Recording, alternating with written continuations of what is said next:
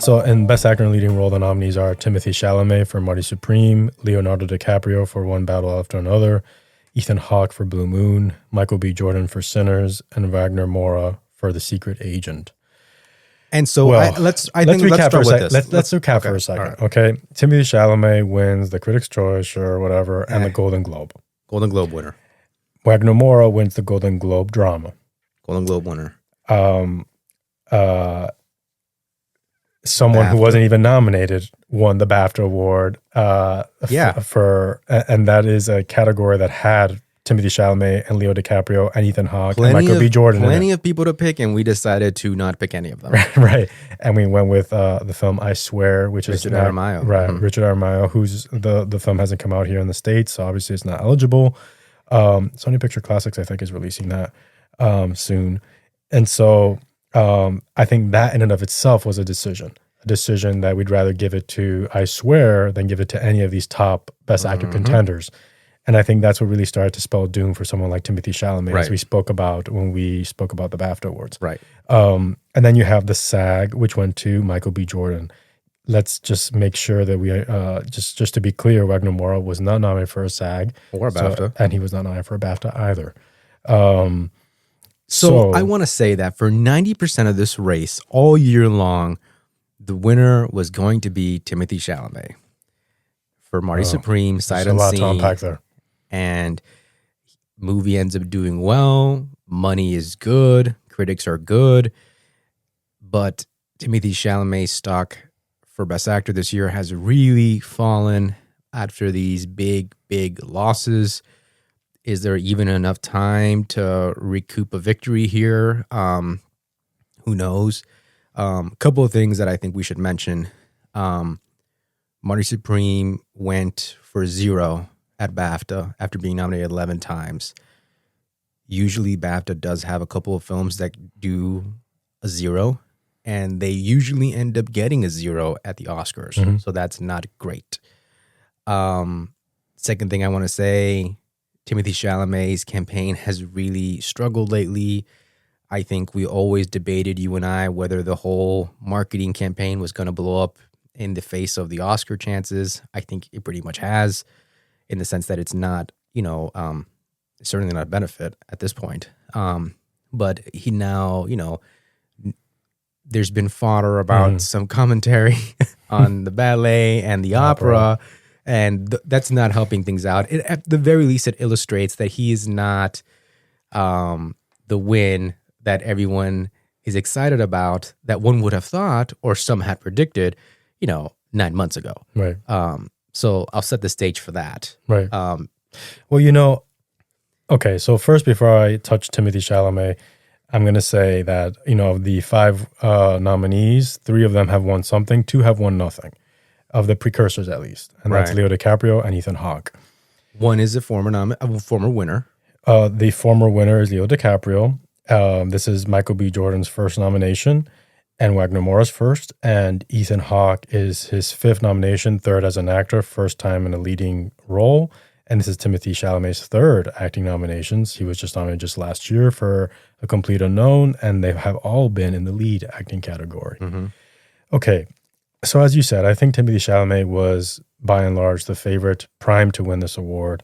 I think things started going south when his marketing for the film was him sort of playing into this sort of, bravado of, Marty Mazur. And, I think some people were turned off by the tactics that were used of, for lack of a better term, my shit don't stink. And, I'm really great. And which, by the way, were highly successful. The film. That's what I'm going there. I'm going there. I think he's a very smart person, a very smart businessman, because I think those tactics paid off. The film is A24's most money-making film ever. Mm-hmm. And I think there was pressure for this to be a success because the amount of the budget that A24 spent, and because its awards prospects really, especially after the Smashing Machine kind of, cratered. Right. There was a lot of pressure for this to be a financial success as well as a critical success. Right. And so I think those tactics paid off financially, but I think they turned off a lot of people. They came at a cost. I think for a lot of people, he came across less as playing into a bit and more as this is kind of who he is now. I deserve this, and I, hope I get it. That kind of sort of mentality, that vibe, which I think sat poorly with some people. I think that when he won the Critics' Choice, and certainly when he won the Golden Globe, I feel like the energy in the room was sort of like, is it too soon to give Timothée Chalamet a win, especially when you're giving him a win over people like Joel Edgerton, who's older and hasn't gotten his flowers yet, or someone like Ethan Hawke, who's yet to get his flowers, and certainly it's his 5th nomination. I think there was you could feel it in the air. There was some sort of question as to whether this is really, fair, or if really Timothée kind of quote unquote deserves this honor at this moment. Which will be very interesting when we start talking about Michael B. Jordan, because I think the opposite happened. I don't think that was in the air, even though he's a contemporary of Timothée Chalamet. He's also very young. I think he's old. He's certainly older than Timothée Chalamet, but not by a whole bunch. No. But there wasn't the same sort of vibe in the air. I don't know if that's what you felt either. I agree. I have to say that, as unfair as it might sound or not, I think that Timothée Chalamet, where he is at in his career, I think some actors might feel that he's a little bit too big / flirting a little bit too much with celebrityhood. Especially when you consider the dating Kylie Jenner and the speculative nature of the romance, and that has become a topic of discussion. I can't. Unfortunately, trade magazines. Unfortunately, I don't think that we as a society live. I mean, again, this is unfortunate, and this shouldn't be this way. But I don't think that we live in a society where those things don't matter to some people. What you do with your personal life or your private life, or who you're associated with, or who you involve in your life, and I do think that there's an aspect to celebrityhood and Timothée Chalamet that I think is also turning off some people. Right. I don't know if you agree with me on that. I agree. Stance. I agree that, unfortunately in this campaign, there's been a little bit of the Timothée Chalamet persona that has overshadowed Timothée Chalamet, the performer. And I think that that's something that voters shy away from. I think Timothée Chalamet, for better or worse, is a product of his time, and he's an actor who is. Can you think of an actor who more actively campaigned for their film on TikTok and Twitter? And I can't think of something like that. And it's new for voters. It's not something they're accustomed to. But I do know that's something that they would probably resist, the idea of an actor adopting, even if they are adopting a persona, doing it so aggressively on social media, which most actors, I think, are already sort of, again, they sort of resist making that a part of their craft and making that a part of their life. And so those are red flags to them and to members of the Academy. Like I said, he's a byproduct of his time. I think another issue was the idea of how young he is and having a win here. The unlikability of the character never helped. Oh, yes, that was a big issue as well. Yeah. The news, as small as it was, about the small controversy in terms of what happened on Good Time, probably didn't help. I will say this. It doesn't help that Timothée Chalamet has been on the stage and has never delivered. Not once has he delivered. He has never accepted an award where you, as an audience member, feel like you got something back from what he said or from what he shared. And again, I'm not knocking what he said, and I don't think the award should. I'm not saying the award should essentially be given to whoever's going to give the best speech. Yeah. What I am saying objectively is that is going to factor in. They look at that. It's not like someone goes, accepts the award, gives a speech, and voters put that on mute. Right. A significant amount of them are going to at least hear it out, if not necessarily base their decision on it. They're at least going to hear it out. And there have been some things that he said publicly which have rubbed people the wrong way, ballet and opera. But also, when he goes over there and he gives what are earnest speeches, and I'm not knocking them for that at all, they are also very young speeches. They're not the speeches of someone who has accumulated 40 years in the industry and has something to say that reflects that, if that makes I think sense. that's a very good You know point, what I mean? It's not the same kind of speech that Ethan Hawke gives, for lack of a better example, when he accepts a Lifetime Achievement Award. Or I think someone like Joaquin Phoenix gives, when he accepts an award for Joker. I mean, compare the way Joaquin Phoenix, quote unquote, behaved or presented himself, or positioned himself in 2019 versus what he did in 2012 when he ended up losing for The Master. And again, I think one performance far outweighs the other. But you will be judged by some of the commentary that you have, and some of the way you carry yourself. Unfairly, because again, I do think that it should be about the performance Certainly. and about the work. Now, it probably doesn't help that I don't think you can escape that. Yeah, exactly. I'm not sure that anyone's going to be able to turn off the idea of Joaquin Phoenix and I'm still here when he has the glasses and the beard.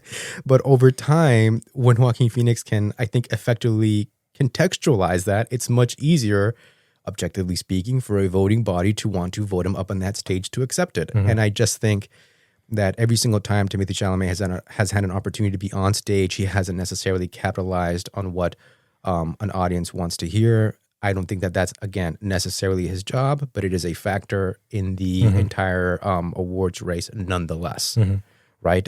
So that doesn't help. Right. So again, I think it's a plethora of factors that I think have landed us where we're at, which is, as you said, Timothée Chalamet losing a lot of stock. Right. And I think, again, some of those factors are unfair because they're outside of the purview that, the focus, which should be the work, but inevitable because that's just the way human nature is. Right. And then some of the factors are sort of like, in a way, Timothée Chalamet bringing it upon himself. Right. And some of it is the work too. I will say Marty Mauser is not an easy character to give an Oscar to. We talk about, again, endorsement. Yeah. Again, the way that film ends for Marty Mauser, you could argue ends possibly a little bit more controversially than the way Lockjaw ends in One Battle After Another, for example. Right. And that does not help. Right, exactly. So what seemed in the beginning of this race as a, kind of, obvious lead contender, like Timothée Chalamet, Marty Supreme, your obvious pick for Best Actor. I think, as you said, the stock has gone down. I do not think that Timothée Chalamet is winning this category anymore. And he sort of blew up the Best Actor race because, again, I think everyone was ready to say, well, this is Timothée Chalamet. 100%. He's going to win. It's a back-to-back nomination. It's a Best Picture movie. I'll also say that I think some people, and myself included, I thought how, cyclical this could look like, the Marlon Brando win for, when he won his Oscar at a similar age. Right. But except Marlon Brando won for a film that also won Best Picture. Right. And won a bunch of awards too. Exactly. And so Marty Supreme is not that. Right. But I think that hurts. Yes, I think it does hurt. I think, again, I will go to bat and say that part of the original sin here was the video where there's a bunch of ping pong balls and he's talking about him being the commander. There's such a poor decision made on behalf of everyone. Well, it depends on how you look at it because the film was a big success. It was, but I guess you're right. But then you have to set up the goal. Is the goal to make money or is the goal to win Best Actor or win an Oscar? Because very often they do not overlap. Right. A lot of times they overlap incidentally. But I think that video, for example, really sort of hurts the movie before it even gets started. Because there was at one point, there were people saying that Marty Supreme is a film that had the caliber to stand shoulder to shoulder with a film like One Battle After Another when it seemed like it was going to run away with it. And that never materialized. No. Because I feel like to a certain point, the campaign overshadowed the actual movie. Yeah, but like I said, there are many factors, including the ones you're saying, but I think a lot of people are missing some humility from Timothée Chalamet, and I don't think...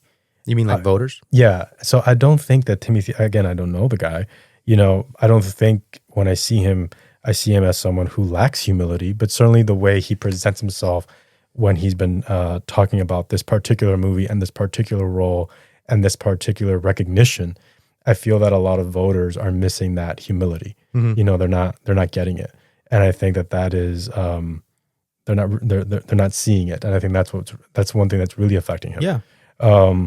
And so Timothée Chalamet, okay, On paper, the person that would make perfect sense here, if you're taking out someone like Timothée Chalamet out, is Ethan Hawke for Blue Moon. He's playing a real life figure, Lawrence Hart, someone who was part of the entertainment industry. Right. It's a transformative part.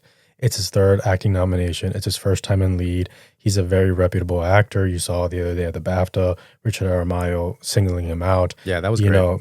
He's become an artist's artist. Right. He directs, he writes, he acts. He's a thespian. He does genre films. He does independent films. Everything. He does comedies. He does horror films. I think there's very little doubt amongst the film community and the cinephile community that he is one of our great actors and one of our great thespians and one of our great artists. And yet, he's not winning for this. Because why? I mean, well, how about this?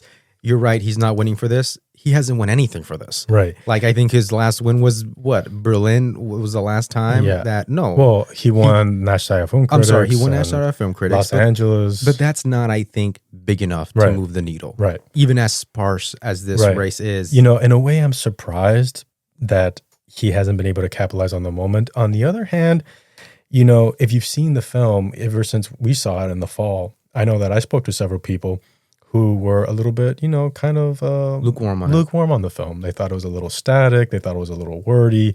And I do think as critically acclaimed as the film is, and I know that you love the film. Oh, yeah. And it was able to manage a screenplay nomination. Richard Linklater is one of our greats. As much as all of that is true, I think that the movie just isn't appealing enough on a broad sense for Ethan Hawke to pull out the win here. Right. I think that's the biggest problem. The biggest problem for him is the vehicle he's in. And it seems like that has been the problem, whether it was at the Golden Globe, at the SAG Awards, and there's nothing to suggest that it won't be a problem come the Oscars. 100%. Right? Exactly. And again... But it's frustrating. It's frustrating because it feels like the answer is so obvious, and it's like, no. Yeah, no. But it's not going to be Edith Piaf type of role that wins. It's not going to be any type of biographical film that ends up winning. Idi Amin, Forrest Whitaker, again, solo nominee, again, for Ethan Hawke by himself here, not even a makeup mention. And I think there's something to say that out of the entire Best Actor field, he's the only nominee that isn't nominated for Best Picture. Yeah, that's interesting. And I think that there's a reason for that. Yeah. You know what I'm saying? Secret Agent, Sinners, One Battle, Marty, they all muster enough support to land Best Picture nominations, but not Blue Moon. You're right. And so, unfortunately, we have to discard Ethan Hawke. Let's look at Wagner Moura for a second. Yes, because for the longest time, you and I were dead set that if Timothée Chalamet wasn't winning, he was always our number two, Wagner Moura, because we knew he would win the Golden Globe. We knew he was already the Cannes winner. He's the Cannes winner, so in a way, he is sort of the de facto winner amongst more art house. Foreign cinephiles. Yeah. And I said sort of that if Timothée Chalamet's speeches don't start improving, Wagner Moura is going to win. Right. He won the Golden Globe as we predicted. However, I think it's a big deal that Wagner Moura lost, that he wasn't part of the BAFTA long list and nor the BAFTA. I think it's a big deal that he wasn't part of the SAG, even though we didn't expect him to be part of the SAG. If we're talking winners now, then he should have been part of the SAG. Because if you look back at history, every foreign performance that has won at the Academy Awards, certainly since the start of SAG, has been recognized at SAG. That's exactly, at least with a nomination. That's exactly where I was going. I was going to say Wagner Moura's bid for Best Actor gets derailed more along the lines as Fernando Torres's did for I'm Still Here, which is foreign language performances in foreign films to win acting Oscars.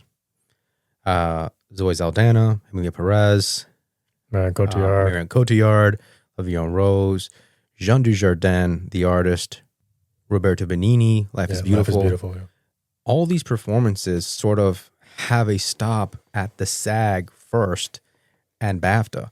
To say nothing of the Globes, most of them were Globe nominees too. I think all of them were Globe nominees except Roberto Benigni, who doesn't get a Globe mention, but he gets the SAG mention, he gets the BAFTA mention, and so there's just that idea that if you're going to win an Oscar for a foreign performance, for a foreign language, you had to show up somewhere at SAG. Yeah, if you're going to win an Oscar for a foreign language performance in a foreign film, You should have shown up at SAG, and you should have shown up. You don't necessarily have to win SAG, no, but you should show up at SAG. You should show up. The only angle that they're praying for, if you're Neon and you're trying to get Wagner Moura the win, is it was still a Best Picture nomination, and this may be the only spot left where you can possibly give it to Wagner Moura.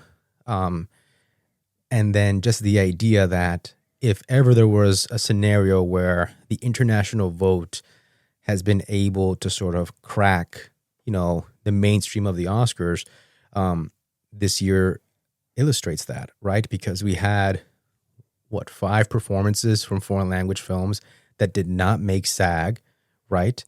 Some of them didn't even make BAFTA and are still able to get nominated for an Oscar. Mm-hmm. And so that just goes to show you that international voting pool, especially among actors, is growing because they will still nominate these international actors in foreign films in foreign language. That's the only real angle here. Right. But barring that, it looks very different to be Jean Dujardin or Marion Cotillard and Olivia Rose than it is than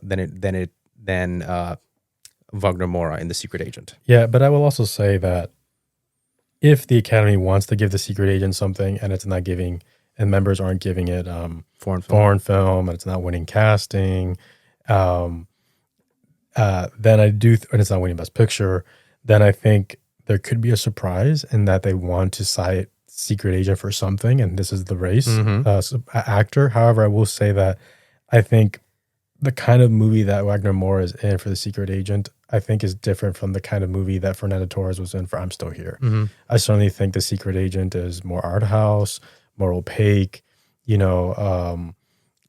not the kind of filmmaking that might appeal broadly to people as opposed to the I'm Still Here story, which I think did appeal broadly, was very accessible. Biographical. Right. I think that's one reason we saw The Secret Agent didn't show up in places like Screenplay. They preferred other films in the Best Director race. Right. So I do think this is sort of, a cinephile's film that not every filmmaker, not every filmgoer is going to be able to embrace. I absolutely agree. So I think the vehicle he's in also hurts him. I absolutely agree. It's interesting that you mentioned its nominations right now, because I thought if Wagner does end up surprising and taking this win, I wonder if something we have to look at in the future is just this casting category, because there's one place that we didn't expect The Secret Agent to show up. Very deserved. I wonder though if that mention for casting could show the amount of respect that casting directors, who again very closely involved with actors, have for the piece. Yeah. And so if there is a Wagner Moura surprise, I'm going to look back at the casting category as the place where that gave us the hint that there could be. Right. And so now let's look at the final 2 contenders in this race, and I firmly believe that the category is between those 2 people. Lo and behold, the 2 representatives of the Best Picture favorites. The 2 Best Picture favorites, and that is Leo DiCaprio for One Battle After Another and Michael B. Jordan for Sinners. Let's start with Leo really quick. Leo is in the Best Picture favorite of One Battle, but he already has an Oscar. He has an Oscar. I think that I think that Leo will win more than one Oscar. The question is it now? I think that usually, like what you were saying earlier about Sean Penn winning his 3rd Oscar, I think there would be more fanfare to this idea of Leo DiCaprio winning his 2nd. Right.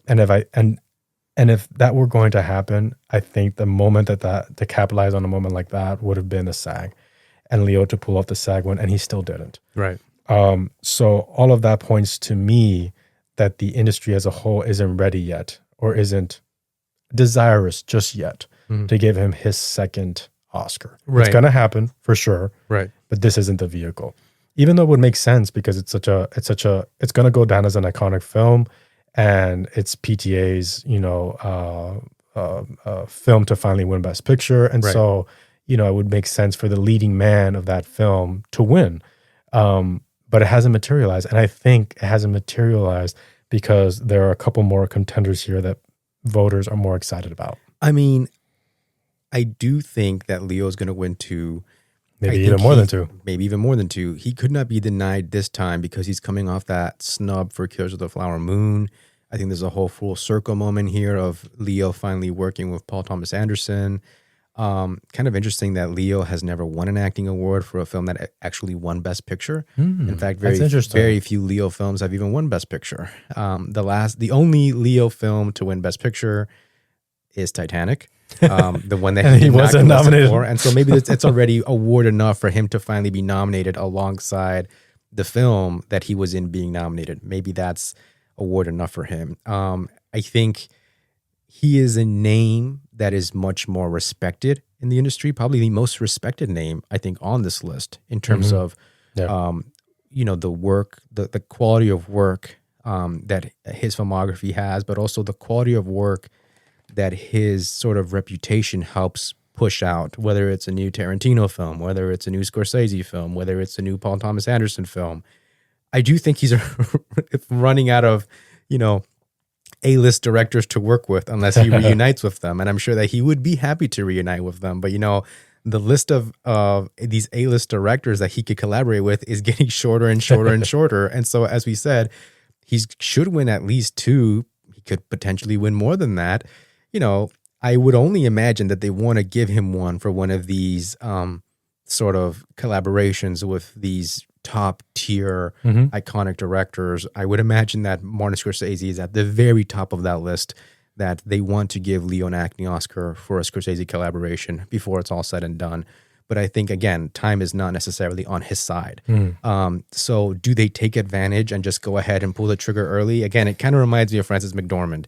Could she be a 3-time winning actor? Absolutely. Do I think that Nomadland was the one to win after 3 Billboards Outside Ebbing, Missouri? Not necessarily. No. But they pulled the trigger early because that's how much respect they have for the actor. That's how much they love the film. But I think it also had a lot to do with the race. Yes, so for example, absolutely. in this occasion, in that particular race, an actress, Nomadland was more like than Promising Young Woman, which I don't like very much. It was more like than Ma Rainey's Black Bottom, which didn't even get a Best Picture nomination in The Field of 8. It was more like than Andrew Day and Vanessa Kirby because they were by themselves. So really, sort of the de facto winner in a way. The one that made most sense. But that's not the case here. But because isn't it though? Because again, you have Andrew Day as a Globe winner, Viola Davis is a SAG winner, Carey Mulligan is a Critics' Choice winner. Critics are all over the place. It just felt to me like Nomadland was very clearly, this is a Best Picture movie. I'm not sure I'm going to be able to give it to Frances McDormand this year. You look at the competition, you say, okay, I'm not sure there's anyone else for me to give it to. Right. Even if it means a second win for Viola Davis, who is going to get a second one at least, and certainly a lead one at some point. Yet they did not pull the trigger on that. Granted, she did win that BAFTA, and they gave it to Richard Aramayo instead of giving it to Leo DiCaprio. Yeah. And so it's tough to tell, but I do think the Nomadland comparison is relevant here for Leo. I don't know. I don't think that they pulled the trigger just yet. I think they know that he's going to be back. And I think there's one person on this list that, as we saw recently, they're more excited about. And that is the final person we're going to talk about, which is Michael B. Jordan for Sinners. When he won at the SAG, it was very clear that everyone in the room was happy for him. Contenders, his actors, his fellow actors, his fellow nominees were happy for him. Jesse Plemons was ecstatic. They know each other, obviously. But Ethan Hawke, who's losing this race, was so happy for Michael B. Jordan in a way that he wasn't for Timothée Chalamet in Party Supreme. I have to say, it's true. Don't call him out like that, it's man. true. And so we didn't get to see what Wagner Moura's expression would have been. But in a way, it just fell in the room that people were happy for him to have this moment. And in a way, I think he represents the kind of young actor that they hold in high esteem and that they want to, as we said, endorse. They want to brandish with an endorsement. In a way, I expect this race, to be, or, I think someone should write about it. Maybe we should. I expect this race to end up being, of the 2 young leading men in this category, Timothée Chalamet and Michael B. Jordan, it became a race about which is the kind of young Hollywood that I am more supportive of. Right. That I want to endorse with an Oscar win, with an Academy Award win. And do you get what I'm saying? Absolutely. And so for me, I feel like this race has become, interestingly enough, that, these 2 young forces in Hollywood, who is the one that I endorse more? What's the kind of young actor that I endorse more? And I think that's Michael B. Jordan. And I think it's interesting here because when we talk about a Michael B. Jordan win, a couple of things. Number one, Michael B. Jordan would be winning a lead actor category. on his first nomination, but he has a history of working with Ryan, and they have a long history together. Whether it was Fruitvale Station, his breakout, Fruitvale Station, or Black Panther, they have a history together, and I think that's an element that people have in mind. And the same way that you think, I like the way you posed it. This is an argument about what New Hollywood's going to look like, and these two leading men, which one appeals more to the voting base right now. I think it's also very much a judgment of, again, what's New Hollywood going to look like? Is it going to look like the Ryan Coogler movie, or is it going to look like the Josh Safdie movie? Right? And I think there's something to be said about how Ryan Coogler and his filmmaking have resonated so much more along the Academy than the Josh Safdie movie. Even if it isn't a big breakout for the film, we saw it's a big breakout. It's still very much a Safdie film, which was already going to, turn some people off. And then there's a headline about, the way the Safdie brothers have made movies in the past, which doesn't sit right with everyone. A Ryan Coogler film fits a little bit more comfortably in the system. Even if he's subverting it in his own way, it's still very much appeals to a wide audience and appeals to the admiration of his peers. So I think it's very much, as you said, a discussion not just in terms of leading men in New Hollywood, but also filmmakers in New Hollywood. And I think his history with Ryan Coogler also makes this more personal. The idea that a Ryan Coogler film is finally possibly going to win an acting win, because they famously lost the Angela Bassett bid for supporting actress back in 2022. You and I are sort of betting that Wound Me is going to be the Sinner's first acting win. Michael B. Jordan would be its second. Important to note that at SAG, Wound Me lost, Michael won, and the cast won. We're sort of saying, if Michael wins, right, here's the thing to think about. That gives Sinners potentially 2 acting wins, right? That doesn't happen very often. Right. We kind of dug back and sort of, we see 3 Billboards Outside Ebbing, Missouri, Dallas Buyers Club. Most of the time, these pairs, they end up being a little bit Oppenheimer, Killian and Downey Jr. They end up running the gamut together. And that hasn't been the occasion for Michael B. Jordan, who only got the SAG, or Wound Me, who only has the BAFTA. And so we're sort of kicking sort of history here by giving it to 2 actors from Sinners who haven't really won together at any single award ceremony, much less repeatedly won together like Sam Rockwell and like Frances McDormand, like Killian and like Downey Jr. Beyond that, that'd be history making, because as far as we were able to investigate, it's very difficult to find precedents where you have 2 Black actors winning for the same film.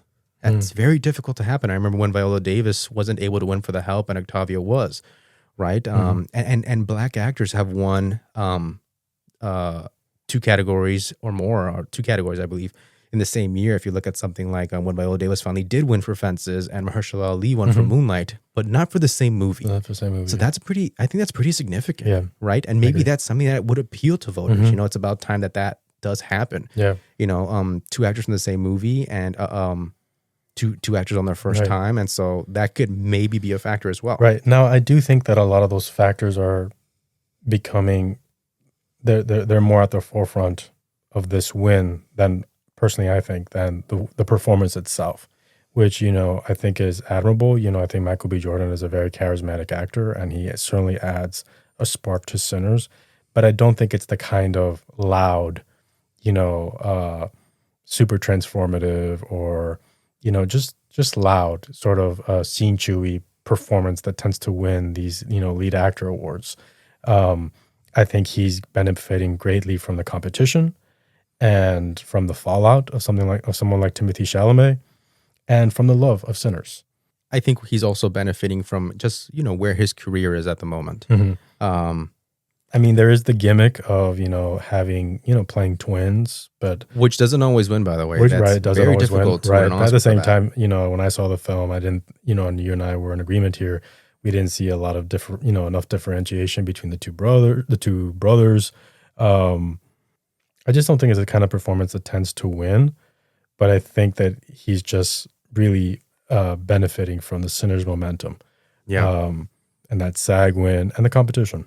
Yeah, and I think the competition, because what we have here is a list of 5 unconventional winners. Right.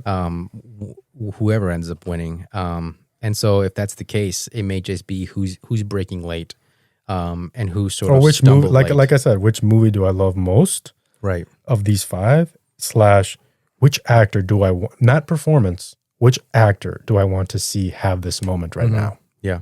Right. Yeah. I mean, and on the other side, what may be the secret weapon for Leo when it comes down to actor is, did we go the entire night without seeing one battle win an acting award? If it ended up not breaking for Sean Penn and maybe Delroy Lindo surprised or Stellan Skarsgård surprised, you have to watch out for them to make one final push to give one battle an acting win here with Leo. I agree. Same case where if Sean doesn't make it in supporting actor and Delroy Lindo wins that, and then you have Michael win actor, very much the night has broken in favor of Sinners, and it certainly looks like Sinners is going to pull off Best Picture with 3 acting wins. It's going to be very difficult to pull off. Right.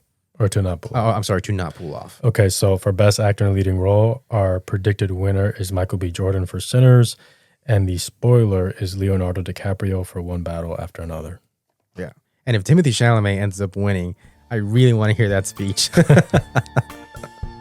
Yeah. If you've been enjoying the Academy Anonymous podcast and want to support the work we're doing, there's a voluntary support link in the show notes. Totally optional. Just a way to help us keep the podcast going. Thank you for listening.